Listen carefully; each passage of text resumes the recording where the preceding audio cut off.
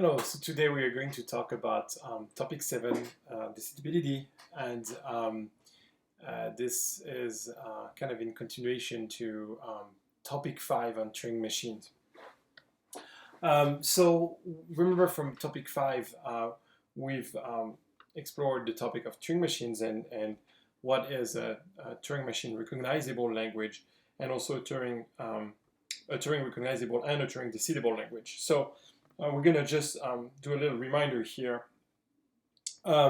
Suppose that we have Turing machine M1 that we say that this machine recognizes the language L, right? So and we call this language M1. So this is not very different than what we've seen with the DFA, PDA, all these automata. They recognize languages, right? And a Turing machine is the same way. It recognizes a certain language. Each machine recognizes a language. That's the set of all strings that end up on a Q accept state. And the class of languages that can be recognized by a Turing machine is called Turing recognizable. Turing recognizable languages. It's a very large class of languages. A lot of languages are recognizable by a Turing machine, and we'll see a little bit better what belong to this class. But here we're gonna be interested in a proper subset of this class of languages, the languages that are decidable. That is to say, the languages are such that there is a machine, a Turing machine, that is a decider for this language. So,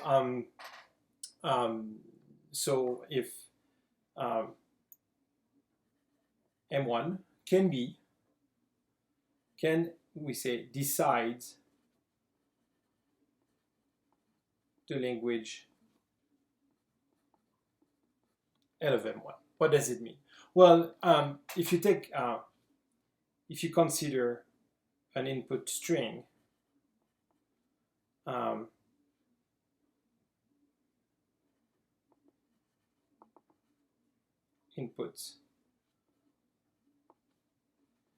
input string W for M1, you have different options, right?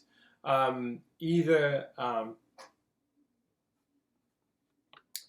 M1 halts at some point, or M1 loops forever. And these are two options, right? And a Turing machine, as a matter of fact, can loop forever. And I mean, it's very easy to imagine how, because programming languages are Turing complete. It's very easy to build a little program that will loop forever, right? So, so for any input and any Turing machine, you can have one of these two situations. And when it halts is when it either accepts or rejects, right? You end up in one of these situations. So truly, you have three possible situations when you